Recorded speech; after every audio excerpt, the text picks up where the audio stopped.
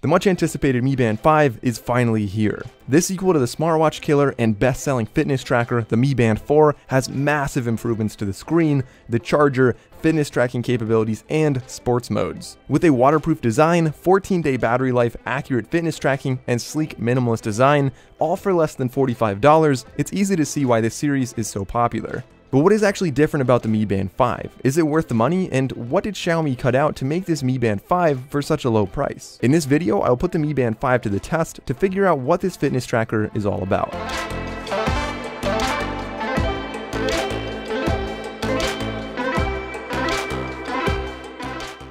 Welcome back to the channel. Like I said, we have the Mi Band 5 right here, and despite looking almost identical to the Mi Band 4, it's actually surprisingly different, and I'll get into all the differences in this video, but I want to start off with a physical tour of this device, just to get you guys on the same page and see what this device actually looks like. Now, starting off on the very front of it, you'll see that it is a very similar design to the Mi Band 4, in that it does have the silicone strap that just comes off entirely, and it just kind of plops right in there. Now, one big difference with this one is that you don't actually have to do that every time you want to charge. So the Mi Band 4, if we flip it over and look at the back, you'll see it has two nodes on the back of it, which very easily just connect to this tiny little magnetic charger. You plop it on there, you never have to take the actual device out of the silicone band when you want to charge it.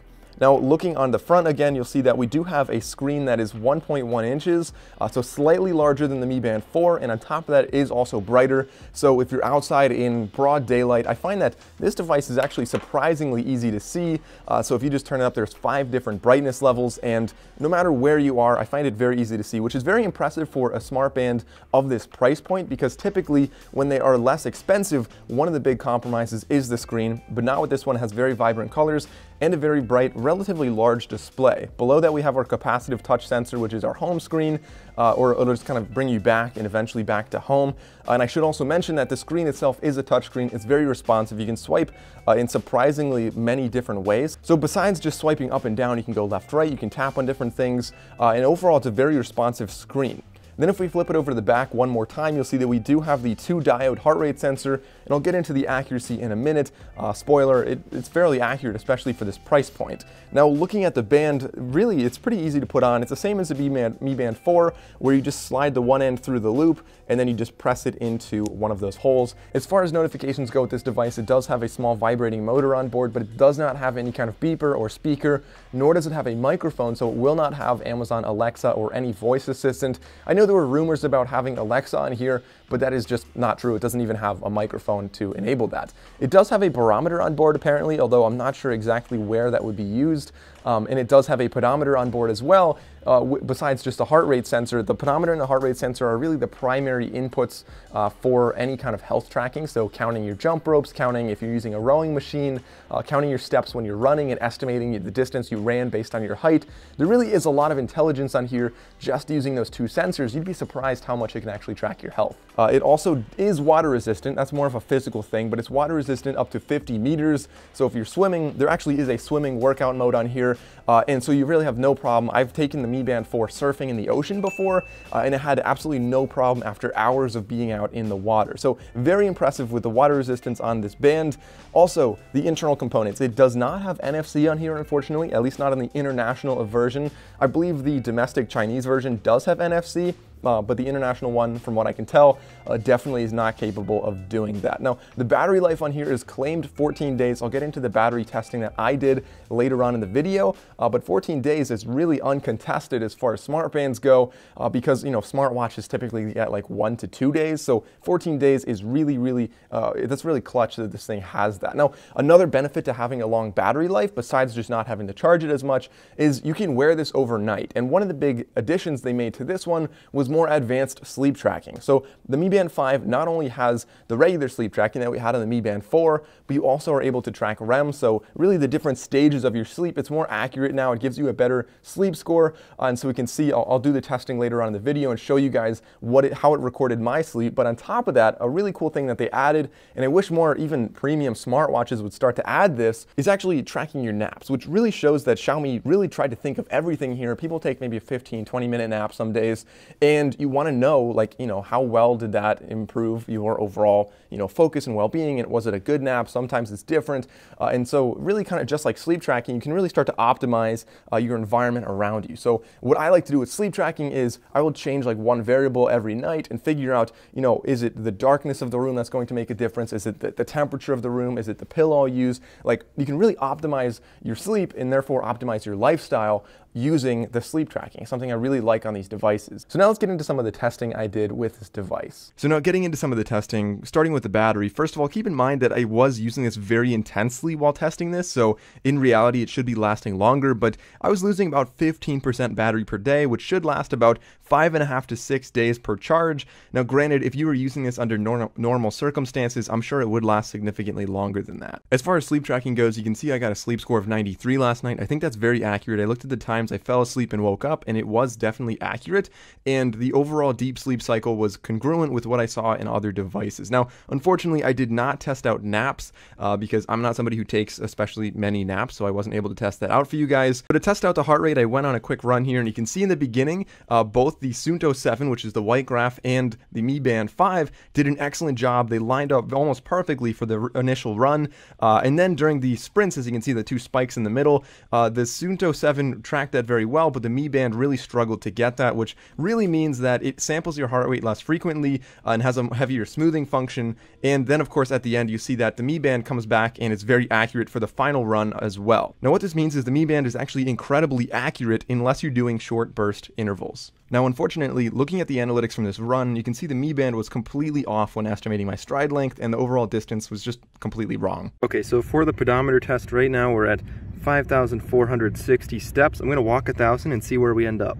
It's been 1,000 steps, and if we look at it, it says 6,465. So I believe it's off by about 5 steps, which is honestly, out of 1,000, 5 steps is really not that bad. This is definitely very accurate. I'm very impressed by the accuracy of the Mi Band 5 here. Okay, so starting from the home screen, you can tap and hold on this to change your watch face. And so we have a couple options here, but you can change them in the phone as well. Then if we swipe over, you'll get to notifications. You swipe over again, and you can get to your music controls, which you can control. I have Spotify playing on my phone. I can change the volume. I can play, pause, or skip forward or back a song. We can also look at the weather, and the weather app on here is surprisingly in-depth. So not only does it show you the temperature, but the high, the low, the UV index, the wind, the percent chance of rain, and then of course the rest of the week's weather as well. Now if we just swipe from the left to go back, it brings you to home.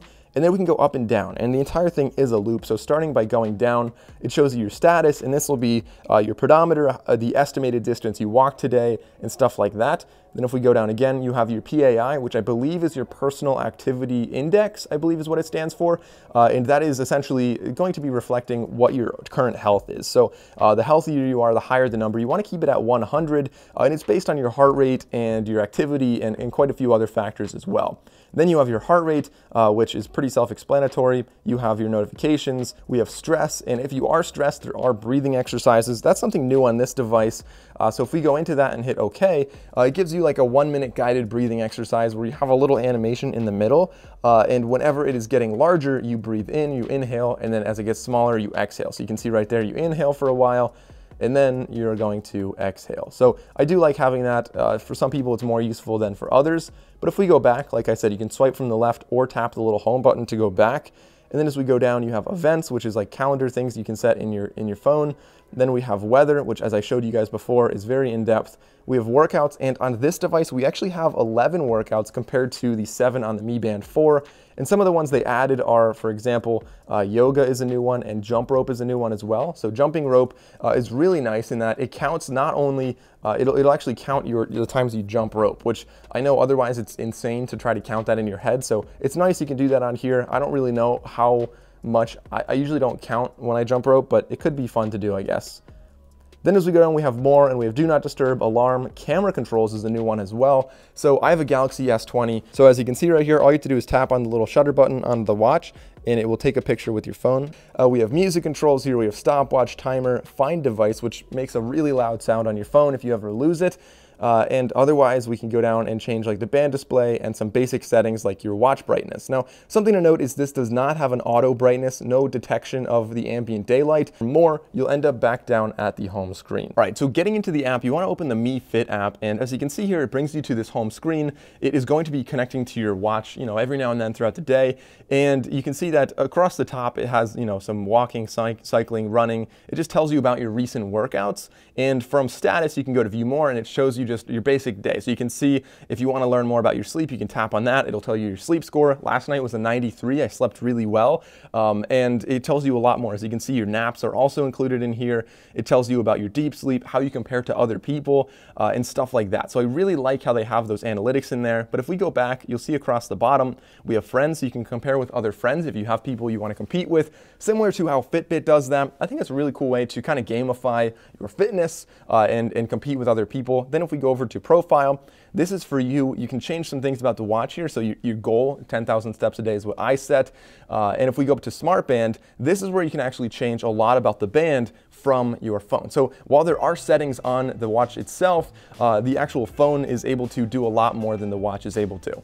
So as you can see here, you can go into store and change the different watch faces. There are tons of different ones to choose from, something like 70-ish watch faces. You can have a lock screen if you want. So you can unlock it. You can go into incoming call notifications, event reminders, alarm notifications, just lots of different things there. And then down here are actually some settings about it. So if you want like lift to wake, this is something you can enable right here. It's something I like to have. Generally, it's not good for battery, but otherwise, I hate just having to tap it all the time. Sometimes your other hand's doing something, you just want to see what time it is.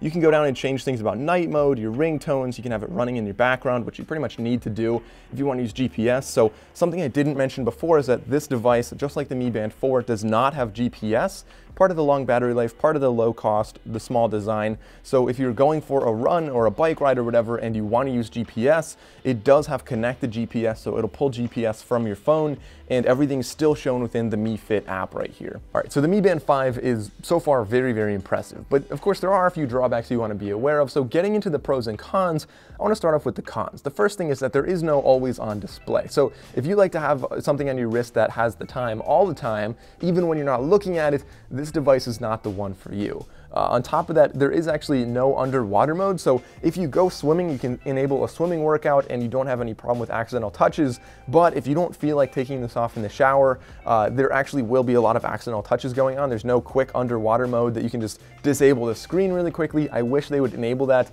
but currently that does not exist on this device. And then the other thing I noticed, a few other small quirks, like for example, when I get a phone call, I get phone notifications on here, but if I answer the call on my phone, I still have to dismiss the notification on my watch, which is kind of weird.